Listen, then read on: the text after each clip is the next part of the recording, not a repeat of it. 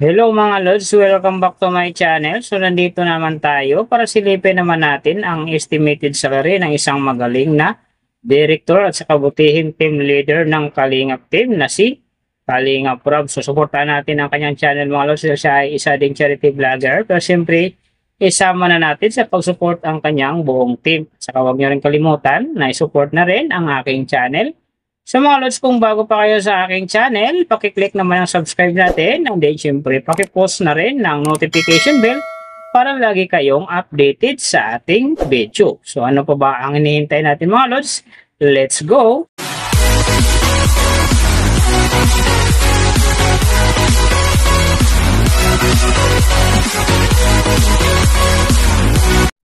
So mga Lods, si Kalingap Rob sa ngayon ay mayroon ng upload videos na 1,937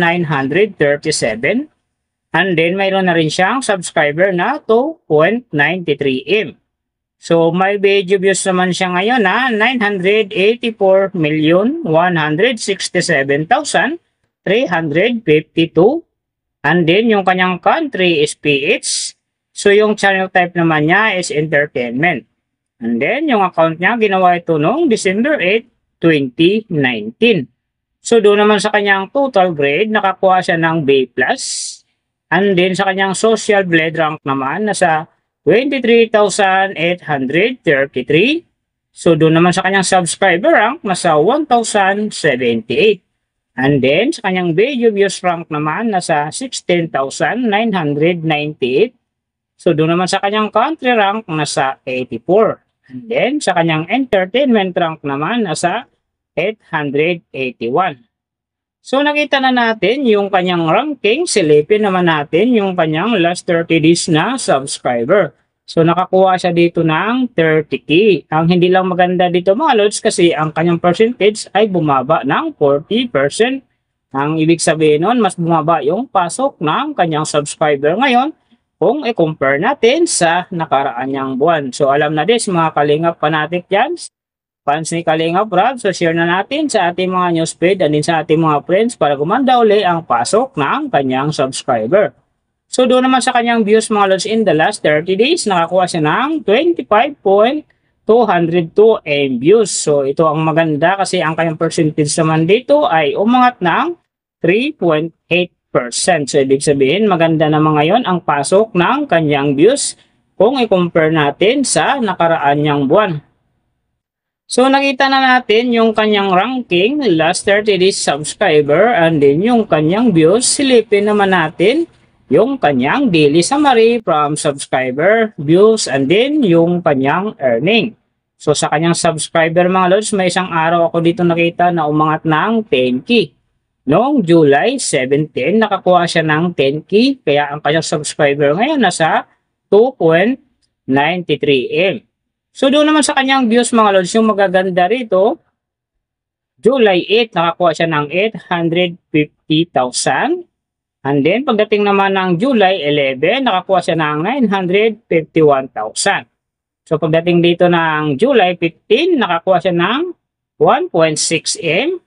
And then, pagdating ng July 19, nakakuha siya ng 1.7M. So, yan ang magagandang views na nakuha niya mga Lods. Pero sinasabi ko, maganda nga talaga ang kinalabasan dyan kasi nga ang kanyang percentage ay umangat ng 3.8%.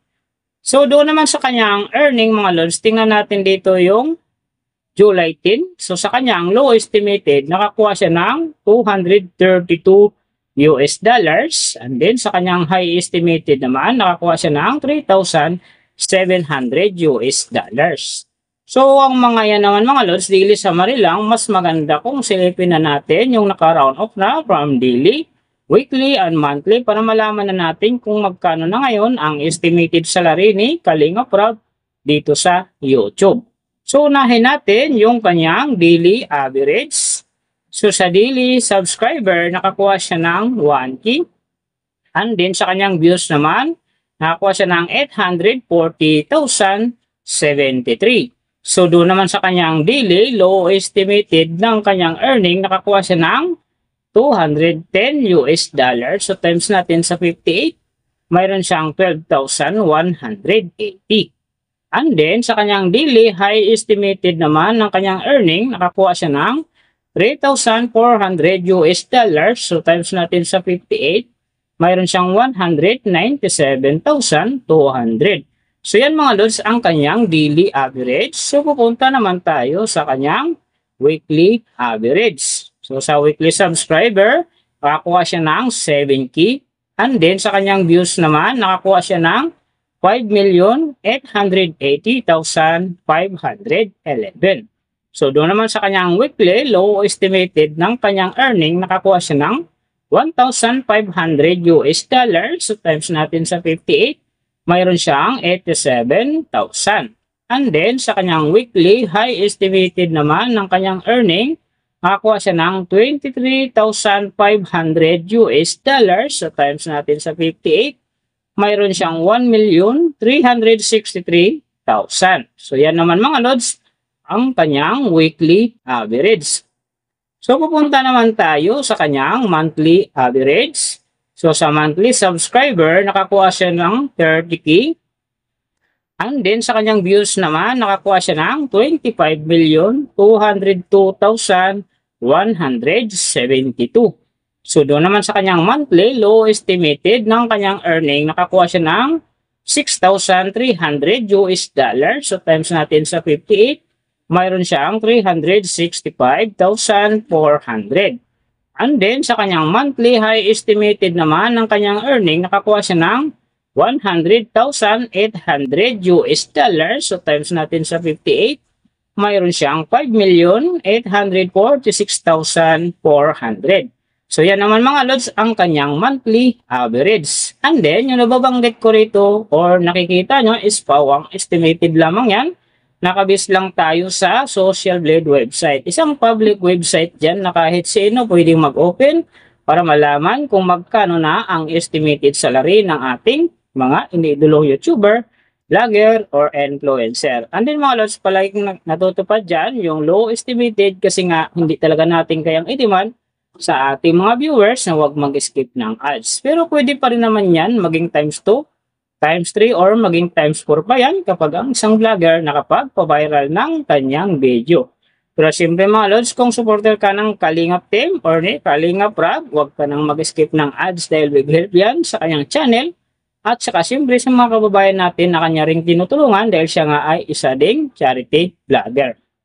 Pero siyempre mga lods, huwag nyo rin kalimutan na huwag na rin skip ang aking ads dahil big help din yan sa aking channel. At saka siyempre, sa aking pangarap. So mga lods, kung nagustuhan nyo ang video na to, pakiclick naman ang subscribe natin. And then siyempre pakipost na rin ng notification bell para lagi kayong updated sa ating video.